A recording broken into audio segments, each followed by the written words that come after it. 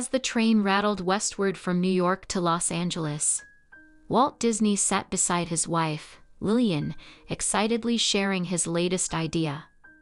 He had conceived a new cartoon character, a mischievous little mouse, and had even settled on a name. "I'll call him Mortimer," Walt declared enthusiastically.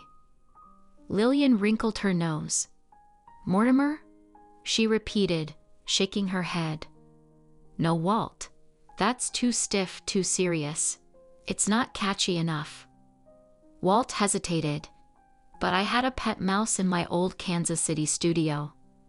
I named him Mortimer." "That may be," Lillian countered with a knowing smile, "but trust me, Mickey is better." And just like that, the world's most famous mouse found his name. While history often attributes Walt Disney alone as the visionary behind the Walt Disney Company, the truth is more nuanced. Lillian Marie Bounds Disney was far more than just the woman behind the man. She was his sounding board, his steadying force, and a crucial part of the magic that built an empire. From critiquing his ideas to standing by him through financial struggles and creative reinventions, Lillian was an unsung architect of Disney's legacy. Without her, Mortimer Mouse might have made his debut and faded into obscurity. Instead, thanks to Lillian, Mickey Mouse was born, setting the stage for an entertainment revolution.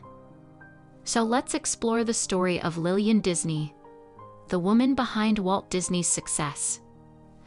Before we start, please support my channel by clicking like and subscribe buttons.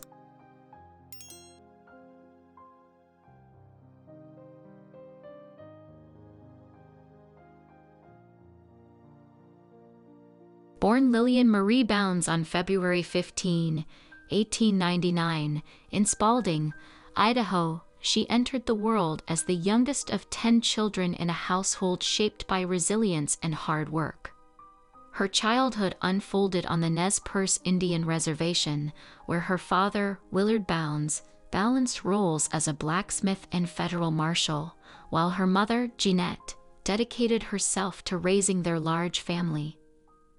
Growing up in a rural, close-knit environment, Lillian developed a quiet strength, adaptability, and an independent spirit, qualities that would serve her well in the years ahead. After finishing high school in Lepue, Idaho, she attended business college in Lewiston before setting her sights on Los Angeles, a city brimming with opportunity. In December 1923, Lillian moved into a shared apartment with a friend who worked as an art assistant at a small animation studio. One day, her roommate's boss casually inquired if she knew anyone who could help ink and paint celluloid cells for the studio's animated shorts. Lillian, eager for work, accepted the job offer. At the time, the Walt Disney Studio was still in its infancy, scraping by on limited resources and boundless ambition. Its founder, a young dreamer named Walt Disney, was struggling to turn his vision into reality. When he noticed the sharp, spirited, and quick-witted Lillian working in the studio, he was immediately drawn to her. What began as a professional relationship soon turned personal, and by July 13, 1925, the two were married. However, Walt's proposal was far from a fairy tale moment. Ever the pragmatist, he reportedly turned to Lillian and said, "I've got $75. Should I buy a new car or a wedding ring?" Their honeymoon was equally unconventional. They spent their wedding night on a train to Seattle, where Walt developed a severe toothache and ended up helping the porter shine passengers' shoes rather than enjoying a romantic getaway. The early years of their marriage were marked by financial hardships, relentless work schedules, and countless setbacks, but Lillian remained Walt's steadfast supporter. She tolerated his late nights, endless sketches, and obsessive perfectionism, always believing in his dreams, even when the world doubted him.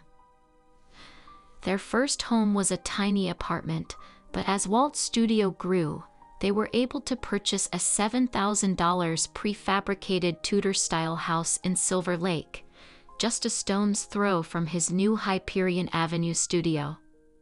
It was a modest beginning, but it was the foundation of a partnership that would help shape the future of entertainment. Little did Lillian know, she wasn't just marrying a man. She was embarking on a journey that would redefine storytelling for generations to come. While Walt Disney chased his grand visions, Lillian Disney played an equally vital, if often overlooked, role in ensuring the delicate balance of their personal and professional worlds. Though she never held an official position in the studio, she was deeply invested in Walt's well-being, serving as both his anchor and his most honest critic. Whenever Walt became engrossed in an ambitious new project, it was often Lillian who offered a grounded, practical perspective.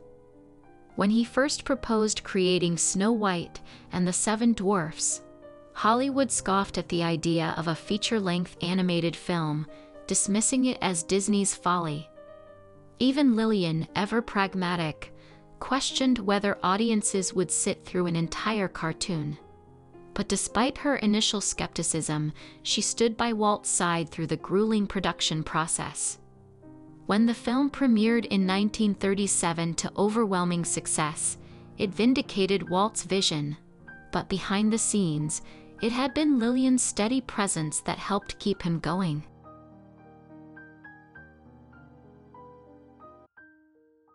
Despite their growing fame and fortune, the Disneys led a relatively private family life.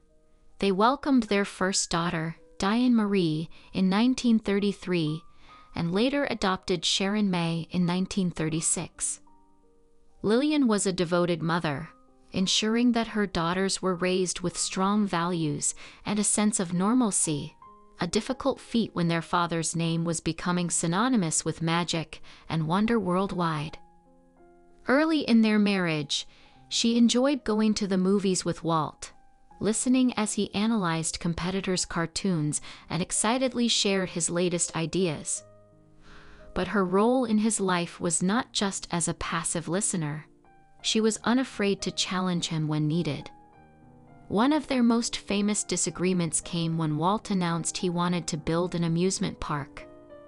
Lillian, skeptical, asked, "Why would you want to build an amusement park? They're dirty. They don't make money." Walt's reply was simple, yet visionary. "That's the whole point. I want a clean one that will."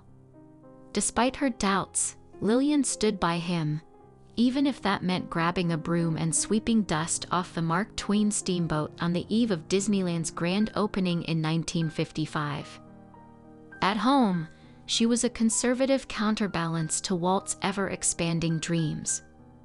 Yet, she also indulged his eccentricities, including allowing him to dig a tunnel beneath her prized flower garden to accommodate his miniature backyard railroad at their Holmby Hills estate.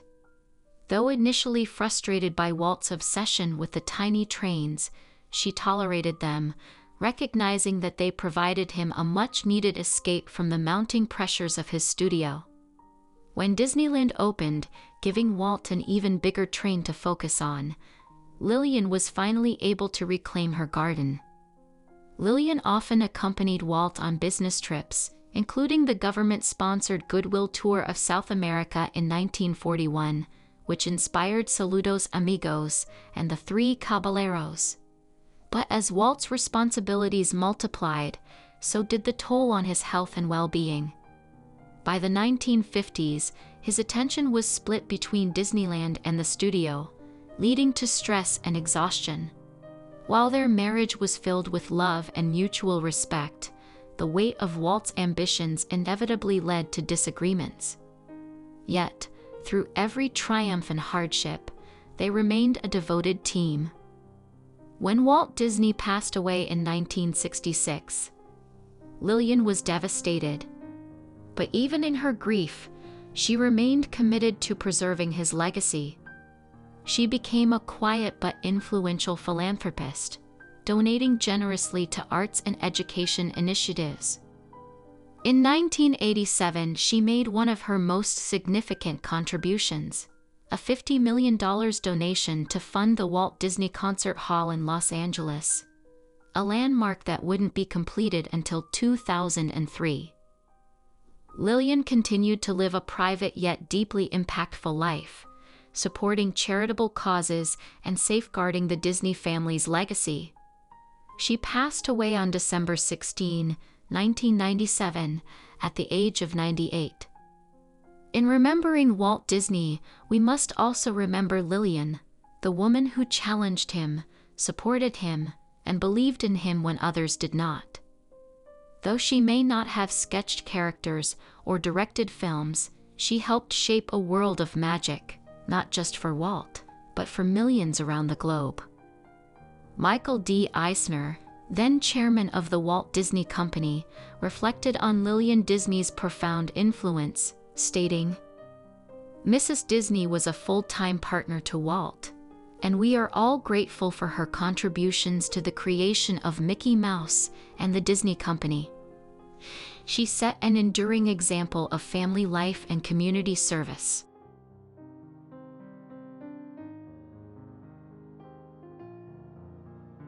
That's it for today. Thanks for watching. Please do not forget to support my channel by clicking like and subscribe buttons.